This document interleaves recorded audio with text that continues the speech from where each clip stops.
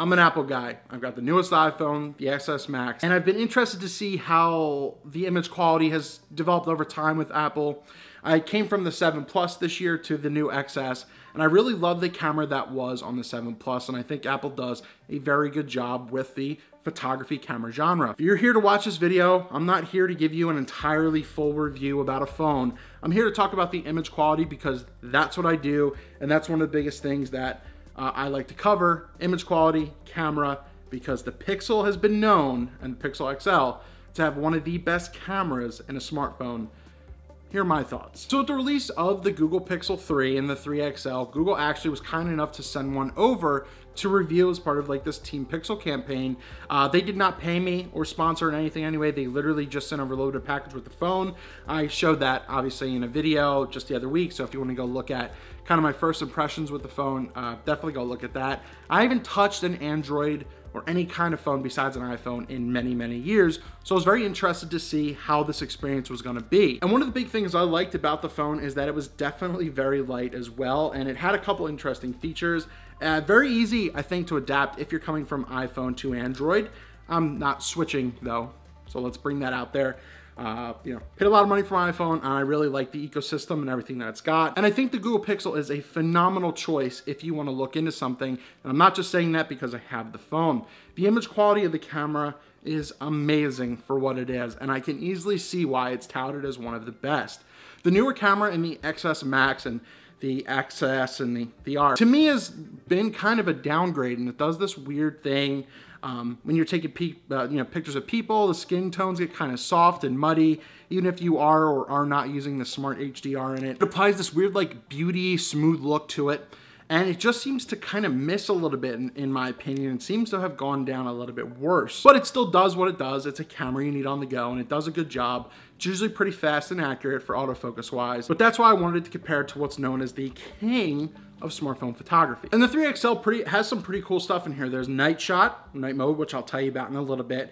It has some of these modes and everything that I usually don't care about, but it has like this top shot thing, which recommends, it'll kind of stack images when you take them, and it'll recommend what it thinks is the best one for you. So if you are a little lazy, you don't mind going, like you don't have time to go through your stuff, you can kind of see the highlights of whatever you took and go from there.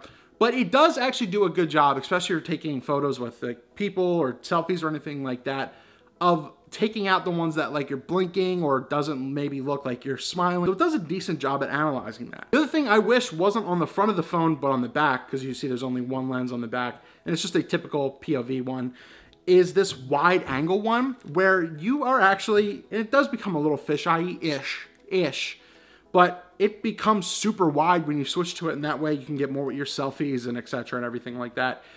But I think that that would be very beneficial if it was on the back of your camera with a better megapixel sensor behind it, so you can get full use of that. So Google, do that in the future, put that on the back, because I think it's a great feature. But if you really want to try and get wide photos with it, just use it from the front and I guess where your composition is. And this uses its own form of like Smart HDR as well, and it does a good job at compensating and kind of faking dynamic range to a bit. Really kind of bouncing out between your highlights and shadows and everything, and really giving it a good in between. So I see why it really does a decent job at that. The other thing before I want to forget is, I know people asked about the battery life in my other video about this. The battery is one of the best I've ever seen as well in a smartphone. It literally lasts all day and then some. Obviously, if you're really down using this, like when I was in New York City at Photo Plus, I took this around and everything too. I was able to use this the entire day and still have like 40% as I got home. So I could have even probably used another day out of it and would have pretty much, you know, got through that. So I don't have these memorized, but here are the quick stats on what these are. The back camera here, your rear one, is 12.2 megapixels, autofocus, and kind of a dual pixel, detection autofocus. It does have a little bit of image stabilization, and it can go as far down as f1.8, and that's key because of, and the front camera can as well, the portrait mode, like you've probably heard in the Apple phones as well, where you could kind of change your background, your depth of field, your out of focus areas, the bokeh, and you could change it after post. So what it kind of does is it stacks from like f1.8 to f whatever it goes up to, and you could slide in between both and kind of pick the proper blur you want, and you can kind of go from there. You are also getting 4K video, but only 30 frames a second out of this, whereas the iPhone, you're up to 60 frames, so it would be great to see that up there. But even at 30, that's still great for what a lot of people do. Not a lot of people need that 60, but if you wanted that option, it's not here, unfortunately. But you do get up to 120 frames per second in full HD, 1080p, so you could compensate there. And the thing I really wish it would provide, and a lot of phones aren't putting these in here, especially like your Samsung, Google, Apple, and if I'm wrong about Samsung, please let me know down below. It does not natively let you either A, shoot RAW, or B, give you manual options. You always need something external. Apple doesn't. You have to get an external app for that, which is like Camera Photo Plus or something like that. But there is one here, let me tell it to you right here. I think it's $2.99, and it's called Manual Camera. And within that, I mean, you get a lot of options. You can basically, you could shoot JPEG and RAW. You have full range to change your focus. You have full range to exposure compensation, shutter speed, ISO, and everything to really let you take control and dial in what you want to do with your camera. So I always recommend that, but these camera companies, you guys have to start giving native manual options as we're buying and paying a ton of money for these phones. So just do it. And the accessibility to easily reach the camera is very easy. Once again, if you haven't known, there's a finger ID on the back of this, a little touch thing. So if you tap it twice, it actually brings up your camera right away. So very easy to do. Just like if you're on, Apple's, you kind of swipe up and swipe, and then it'll bring up your camera fast and easy as well. But I really like this little thing back here. It's in a very good ergonomic spot as well. But if you ever wanted to know that, there's that. The other weird thing in this is the Google Assistant kind of thing, which does a great job. But to access it, you do this thing where you hold into the sides and you force a lot of pressure, and then it will actually pop up. I felt that was very, very sensitive, and I'm even having the hardest one, and I still find myself squeezing it and it'll still launch. I wish you could also change how to function that. If anything, maybe I want to squeeze it right here, and then that would bring up my camera, and I think that would be a great feature if you're on the go and you just want to, oh, something's happening, boom, you have it, and then you're all set. Boom. So all in all, I can really see why the Pixel line has been touted as being one of the best out there, because it does a lot of great things and I have no complaints about it. The other mind-blowing thing, and I finally got access to it, and it's a very, very simple and dumb test, but it really shows what it can do, and I'll describe a little more.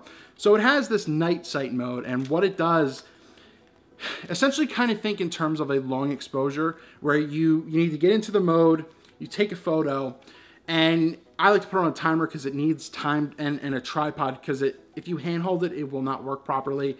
It needs time to collect the light, as it would say, or collecting data.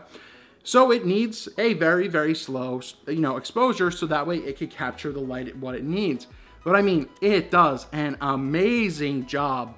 And if you're using a lot of this stuff just for small posting and maybe not fully printing or everything like that, it's 100% mind-blowing. But I noticed that it obviously does what a long exposure does, just a very, very long shutter to an extent. And it also looks like it's using a little bit of smoothing, but the noise isn't awful, or it's almost kind of not there as well. I showed you what it looked like in there, you really couldn't see. And just by having my phone on a tripod, hitting night shot with a 3-second timer, it exposed it like it was daytime in there.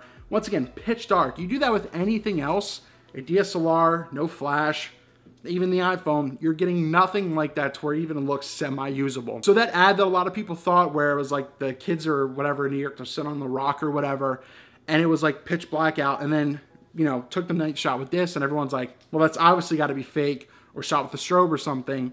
I can 100% believe it came something like this. And that's some sort of sorcery. So it's actually amazing what this camera is in a smartphone. And I know it's usually phone first and camera what's included, but 2018, almost 2019, we know it's pretty much camera first, phone second, because everything nowadays is really about the phone and posting to social media and everything. That's just the reality of it. Most of the people watching this video obviously know that as well, but the image quality and the phone simply blew me away. Once again, I'm not just saying that. Am I switching? No, I'm keeping my iPhone because I like the Apple ecosphere and everything in there, but I'm not going to sit here and say like, oh, the Google Pixel 3's, blah, blah, blah. I'm not a fanboy of anything, so I just wanted to say the Google Pixel 3 XL is probably the best camera out there, and I can see why a lot of people really love it because of the quality it gives off. And yeah, so Apple, step it up. Google, good job. Hey, I'd always be interested to see like the Huawei Huawei, whatever that one is, you know, with the Leica or whatever built into it. I'd always love to see that stuff as well to really test it and give my honest thoughts.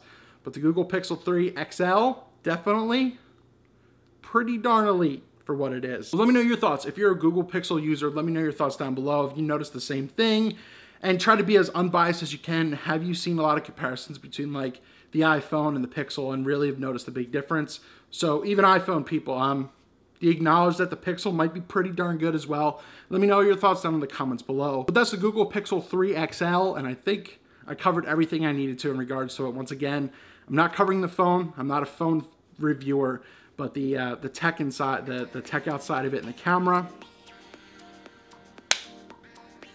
Wow.